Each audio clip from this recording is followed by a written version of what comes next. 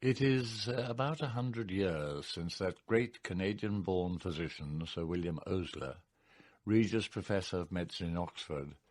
complained about the increasing influence of the pharmaceutical industry on the medical profession. He would be turning in his grave at the way the industry now dominates doctors' prescribing habits.